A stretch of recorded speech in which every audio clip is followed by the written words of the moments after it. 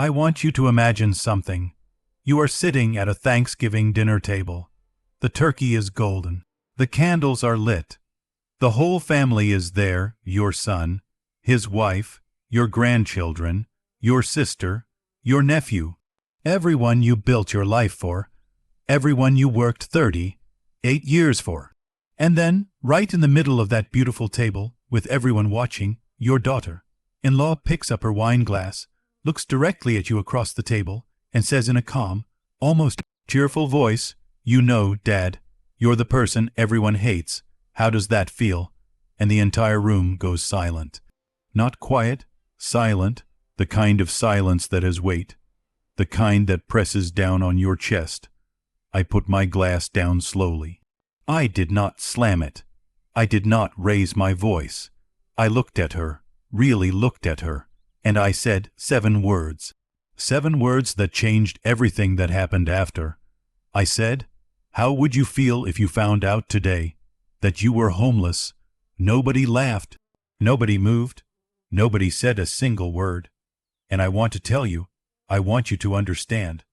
I am not a violent man. I am not a cruel man. I have never, in my 67 years on this earth, wished harm on anyone who carries my last name. But what happened that Thanksgiving, what came before it, and what came after it, changed me in ways I am still trying to understand. So sit down with me. I am going to tell you everything. My name is Harold. Harold Eugene Beckett. I was born in a small town in rural Tennessee in 1957. My father was a coal worker. My mother cleaned houses for other families that had more than we did, which was almost everyone. We were not poor in spirit, but in every other way, yes, we were poor. I wore the same pair of shoes to school for 2 years. I remember stuffing newspaper in the toe when they got too big, then stuffing the heel when my feet grew and they got too small. I never complained. My mama always said complaining was a waste of breath that could be used for working. So I worked. I worked from the time I was old enough to carry something. I bagged groceries at 14. I pumped gas at 16. I saved every dollar I could, and I got myself into a community college, then transferred to a state university, and studied accounting because numbers, unlike people, never lied to me. I graduated at 23, got a job at a regional bank, met my wife Margaret at a church social in 1982. She was wearing a yellow dress and laughing at something her friend said, and I thought, that is the most honest laugh I have ever heard in my life. We got married the following spring, and 11 months after that, we had our son, Daniel Eugene Beckett. My boy, I want to tell you something about the day Daniel was born. I was 25 years old. I was standing in that hospital hallway. They didn't let fathers in the delivery room back then, not always, and I was pacing, hands in my pockets, heart going a mile a minute, and when the nurse came out and said, "Mr. Beckett, you have a son," I sat down on the floor right there in the hallway and I cried. Not because I was sad, because I understood, in that moment, what my own father must have felt when I was born. That terrifying, overwhelming, completely impossible love that fills you up so fast there is nowhere for it to go except out of your eyes. I promised that boy, right there on that hospital floor, that he would never wear newspaper in his shoes. He never did. Margaret and I, we built something together over the next 3 decades. We were not flashy people. We drove modest cars and lived in a house that was never the biggest on the block, but was always the most loved. I worked my way up at the bank, chief financial officer by the time I was 42. Margaret worked part-time as a school librarian, not because we needed the money, but because she loved books and she loved children, and she said it kept her feeling useful. We paid for Daniel's college, every penny, not loans, not aid. Every penny came from accounts I had been quietly filling since the boy was 3 years old. We bought him his first car, nothing fancy, a used Honda, but it ran clean and it got him where he needed to go.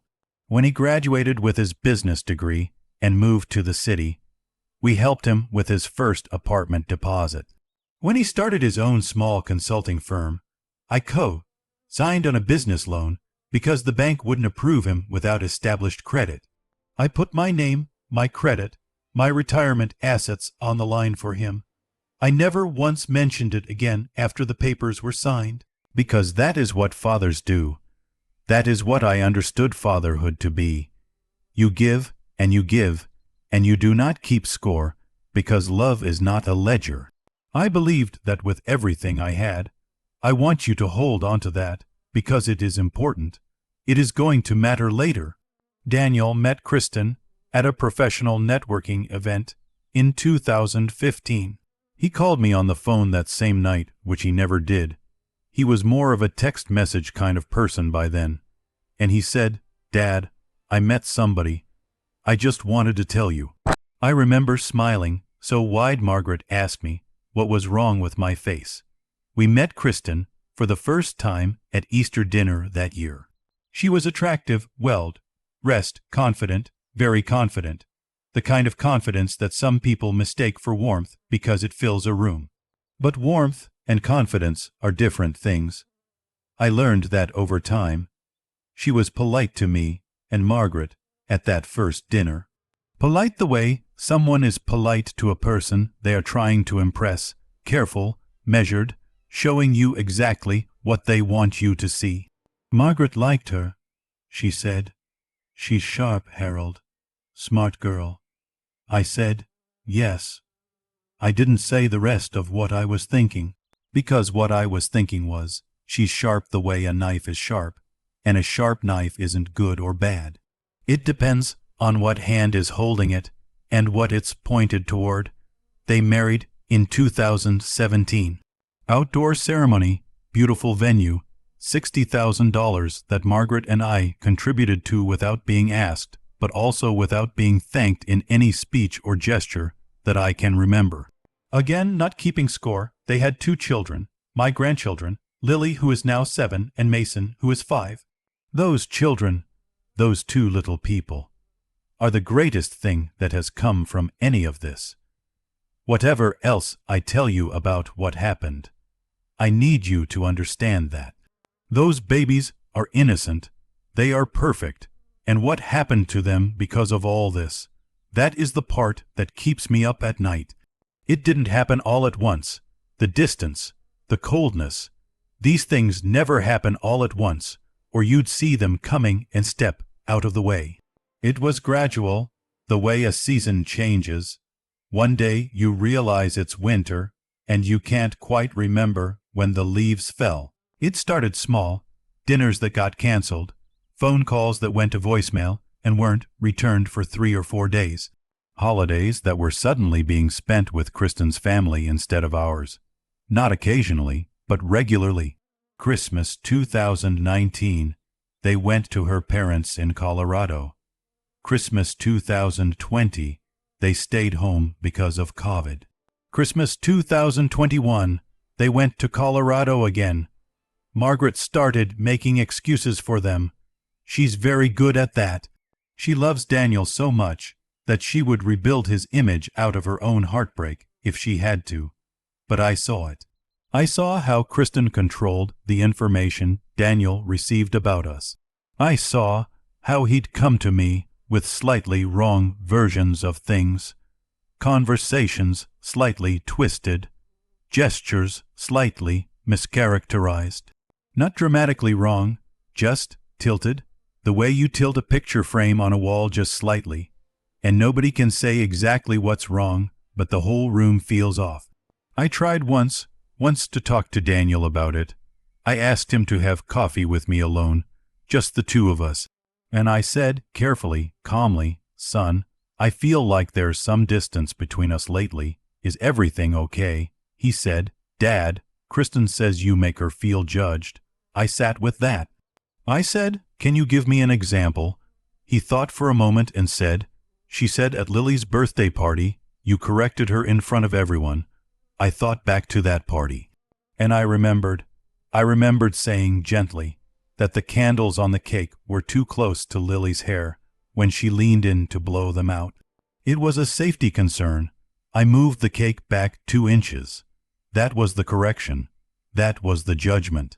I looked at my son across that coffee shop table, my boy, my Daniel, the one I cried for on a hospital floor, and I saw something that scared me. I saw a man who had slowly, quietly, given the lens through which he saw the world to somebody else to hold. I didn't say that. I nodded and said, "I'll be more careful." I drove home. I sat in the driveway for 20 minutes before I went inside, because I didn't want Margaret to see my face until I had it under control. This past November, last year, Daniel called in October and said they were hosting Thanksgiving at their house. That was new. We usually hosted, but I said that was wonderful. We'd be there. Also at the table, my sister Ruth and her husband Gerald, who drove in from 2 hours away. Daniel's cousin Patrick, who is my brother's oldest, and Kristen's parents, Bob and Diane, who had flown in from Colorado. I want to paint the picture for you. The house was beautiful. Daniel has done very well for himself. The consulting firm grew. He has 12 employees now. A beautiful house in a good suburb. When I walk into that house, I always feel 2 things at the same time: pride and a strange kind of sadness that I've never been able to fully name. Table was set perfectly. Kristen is an excellent host. That has never been the issue. We sat down. 17 people around a long table. Kids at the small table nearby. Margaret beside me, her hand warm in mine as we settled in. The meal was served. Wine was poured. There was laughter and catching up and the comfortable noise of family gathered together. And then, I don't even remember exactly what preceded it. Someone had made a comment about something, a neighborhood dispute, I think, something small and ordinary. And then there was a slight lull in the conversation, and Kristen looked at me from across the table, with her wine glass in her hand, with her parents beside her, with my son sitting right next to her, and she said it, casually, almost playfully, like she'd been waiting to say it for a long time, and had finally found just enough wine and just enough audience to do it. "You know, Dad, you're the person everyone hates at these things. How does that feel?" Laughter from her end of the table. A little uncertain laughter, the kind that happens when someone says something that might be a joke and nobody's sure if they're allowed to laugh or not. My sister Ruth stopped laughing first. I saw her face change. Margaret's hand went still in mine. Daniel, my Daniel, looked down at his plate. He looked down at his plate.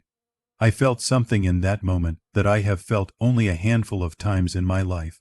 A cold, clear feeling, not anger exactly, more like the moment just before anger, that second of pure, glassy calm where everything becomes very simple. I put my glass down, slowly. I looked at her. I held her eyes, and I said, "How would you feel, Kristen, if you found out today that you were homeless?" The table went absolutely silent. Even the children at the small table nearby stopped talking. Kids always sense when something real is happening in the room. Kristen blinked. Her smile faded. "Excuse me? I asked you a question," I said. My voice was even, calm as still water. "How would you feel if you found out today that you had no home to go back to?" "Harold," Margaret said softly beside me. But I wasn't finished. Now, I need to stop here, because this is the part of the story that even I, when I think about it, still find difficult to fully process. See, what nobody at that table knew, what Kristen absolutely did not know, is why I had been, as she put it, the person everyone hates. Why I had been quiet at family gatherings for the past 2 years. Why I had seemed distracted, distant, sometimes sharp in my responses. Nobody knew because Margaret and I had made a decision together, a decision driven by love and by pride and by a desperate need to not burden our son, that we would not tell them. Not tell them what, you ask. I will tell you.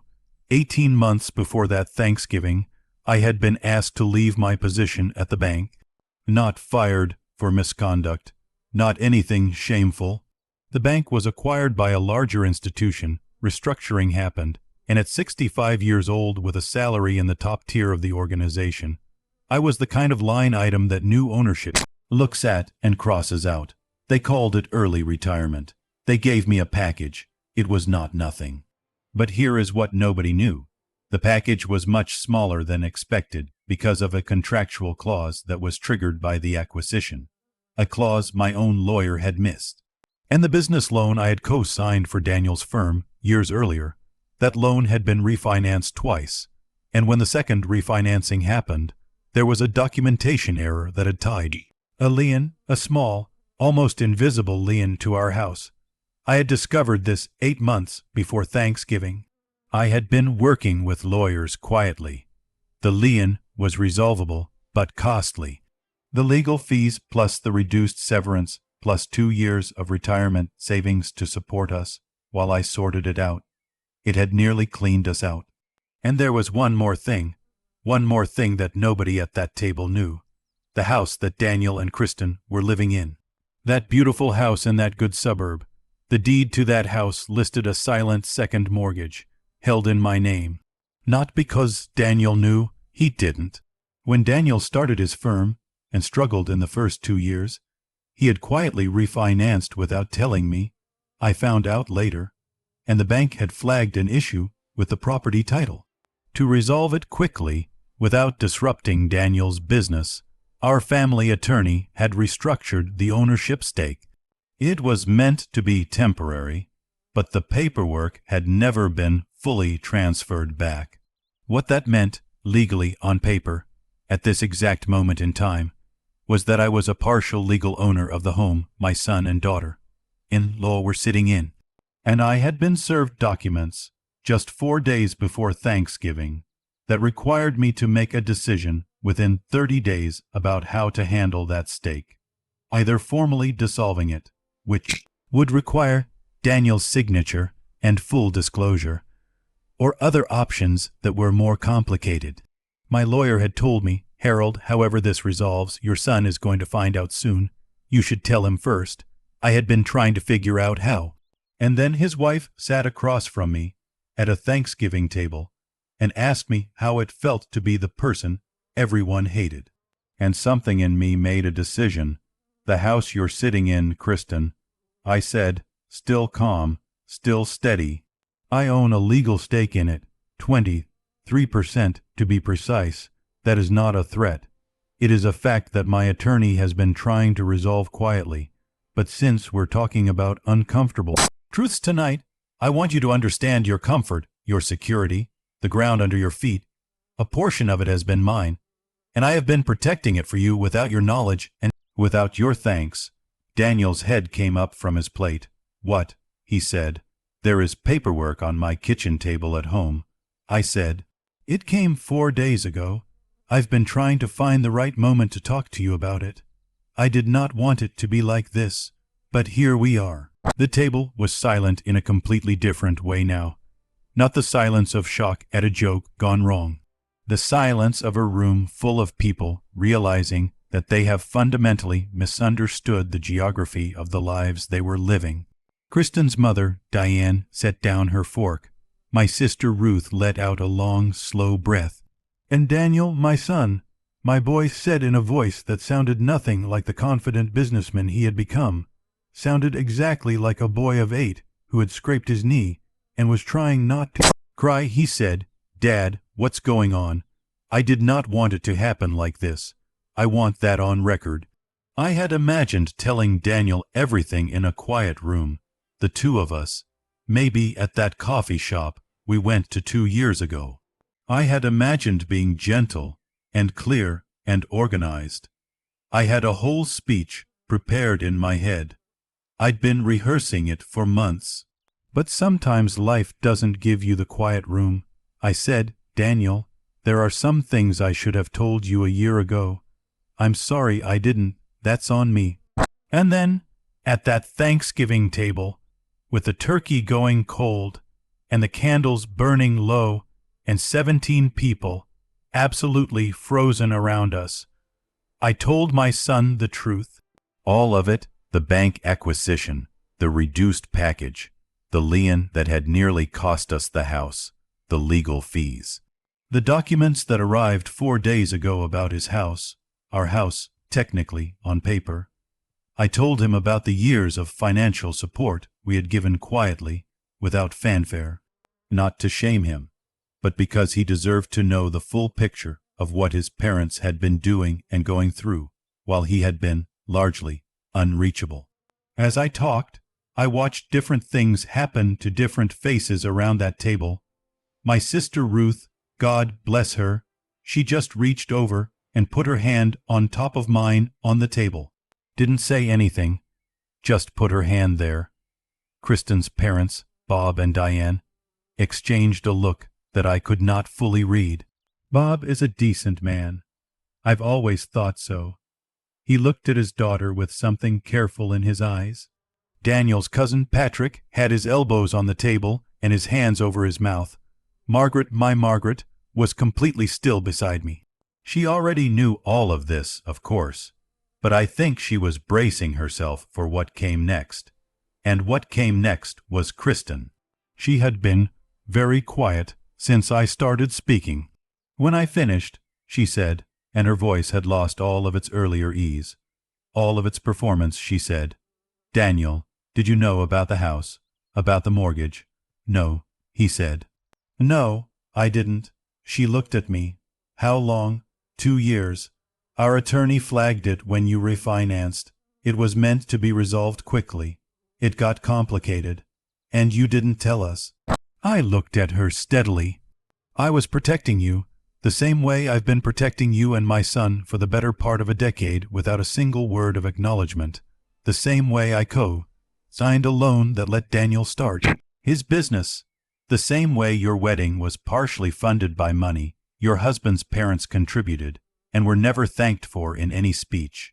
The same way that whenever there was a problem, quietly, without announcement, there was a hand you didn't see that helped hold things together. The candle near the centerpiece flickered. I have never asked for gratitude. I said, I want that to be clear. I am not built that way, but I do think tonight, of all nights, that I deserve to not be the thing everyone laughs at. Kristen looked at the table. Her jaw was tight. She did not speak. And then is when it happened. The thing I still replay. Daniel looked up at his wife, and in a voice so quiet the table had to lean in to hear it, he said, "Chris, you need to apologize to my father." She looked at him. "Now," he said. She did apologize. Right there at the table, she said, "Harold, I'm sorry. What I said was cruel, and it was wrong, and I'm sorry."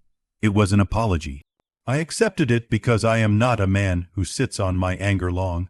It serves no one, least of all me. But I also am not naive. An apology given under pressure at a dinner table is a beginning, not an ending. It is a stone turned over, not a path built. After dinner, after the plates were cleared and Kristen's parents quietly offered to help clean up, and the cousins took the children to watch something in the other room, Daniel and I sat alone on his back porch. It was cold. November cold, the real kind, the kind that gets into your collar. He said, "Dad, I didn't know how bad things had gotten for you and Mom." "I know," I said. "That's on me." "No," he said, and something in his voice cracked just slightly, just enough. "It's on me too." I stopped calling. I let her make me. He stopped. Started again. I let things drift. I told myself you were fine because it was easier than finding out if you weren't. I looked at my son. The cold air between us. "I'm going to fix the house situation," he said. "I'm going to have my lawyer call yours, and we're going to sort it out, and I'm going to pay you back for the loan and the wedding, and, Daniel." "No, Dad, I mean it, Daniel." I said it more firmly. He stopped. "I don't want the money. I never wanted the money. I wanted my son." He looked at me. "That's all I've ever wanted. My son."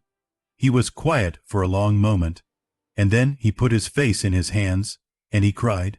Sitting on his back porch in November, 41 years old, my boy cried the way he cried when he was small, and had done something wrong and couldn't stand himself for it. I put my hand on his back, the way I used to when he was little.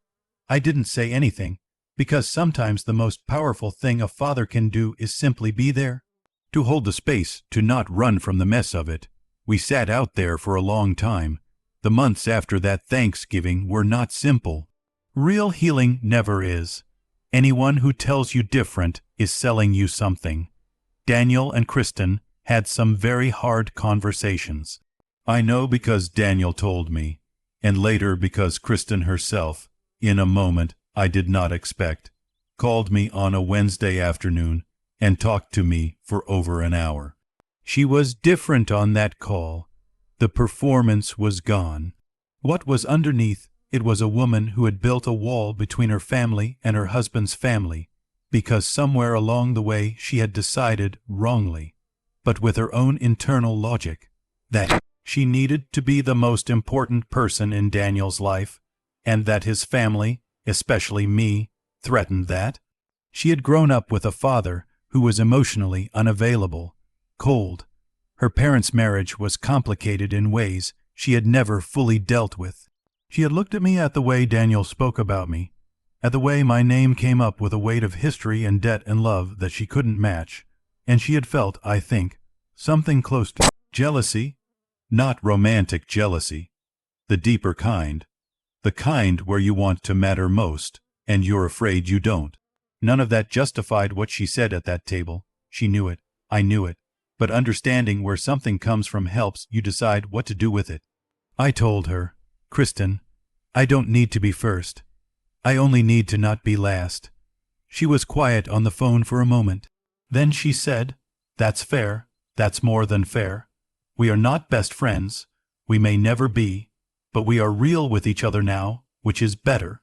I have to tell you about Margaret, because through all of this, every bit of it, Margaret was beside me, in that way that she has always been beside me. That steady, quiet, particular kind of love that doesn't announce itself, but is always there. The way good architecture is always there, holding things up without calling attention to itself. She told me afterward that she had wanted to stand up at that table and say something when Kristen made her comment, but she said she caught herself because she knew me, and she wanted to see what I would do. She said, I wanted to see my husband, not somebody's punching bag. My husband. I said, What did you see? She smiled. That same smile from the yellow dress in 1982, still honest, still the most honest thing in any room. She said, I saw the man I married. I don't have better words than that. I don't think there are better words. I am 67 years old. I have had enough life behind me now to look back at it with some perspective. The kind of perspective you can't buy and can't rush, and only comes from surviving enough winters.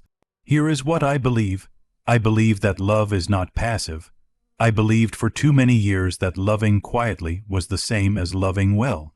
And I think I was wrong about that. Silence can look like strength when it's actually just avoidance. I did not tell my son the truth about our struggles because I did not want to burden him, but I also, if I'm honest, did not tell him because I was afraid of what it would mean to need help from the child. I had always been the one to help. That is a kind of pride. And pride, like Kristen's sharp confidence, is not good or bad by itself. It depends on what it's pointed toward. I also learned this: you cannot protect people from reality forever, and when you try, you sometimes accidentally protect them from you, from the truth of who you are and what you've been carrying. And then they fill in the silence with their own assumptions, and those assumptions are almost always smaller and meaner than the truth. Daniel didn't know his father was struggling, because his father had never shown him a man who struggled. Only a man who solved, and a man who only solves never seems human, and things that don't seem human are easier to dismiss. This past November, 1 year later, we hosted at our house, the house that is ours, fully ours now, the legal matters resolved, the paperwork signed, everything clear and clean. The same family gathered, Ruth and Gerald, Patrick, and Daniel and Kristen and Lily and Mason. Kristen brought a pie she had made from scratch. She is not a natural baker, and she knew that I knew that, and she brought it anyway. That mattered. Before dinner, Lily, 7 years old, missing her 2 front teeth, wearing a sweater with a turkey on it, climbed up into my lap and put both her small hands on my face and said, "Grandpa, you look sad sometimes. Are you sad?" I said, "No, baby, not sad, just thinking." She considered this. "What are you thinking about?" I looked around the room. Margaret, laughing at something Ruth said. Daniel helping Mason with his shoelaces in the corner. Kristen setting the table with a focus and care that I had not seen her give to any of our gatherings before. I said, "I'm thinking about how lucky I am." Lily patted my cheek with her small hand. "The matter of fact comfort of children." "You are lucky," she said. "You have us." "Yes, yes, I do. I want to leave you with this.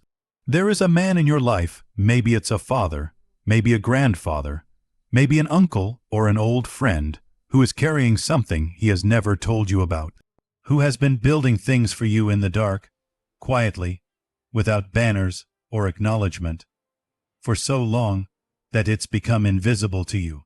And there is a chance, a real chance, that you have looked at that man's quietness and mistaken it for coldness, his boundaries for judgment, his exhaustion for resentment, his silence for hatred, before you say the thing that cannot be unsaid.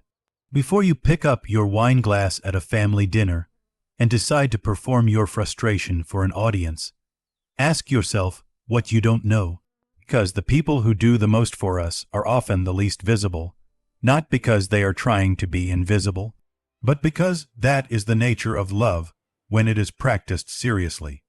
It holds things up from underneath, where no one can see.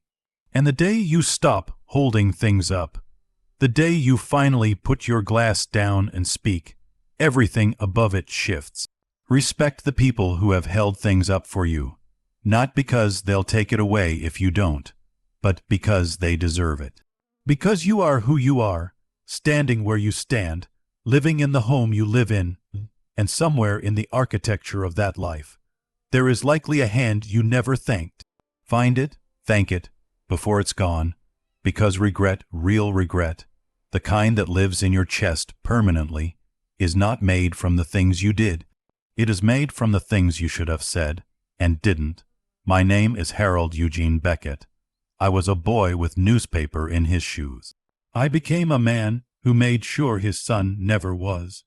And at 67 years old, on a November evening, sitting with my granddaughter in my lap and my wife laughing across the room, I am, for the first time in a long time, at peace.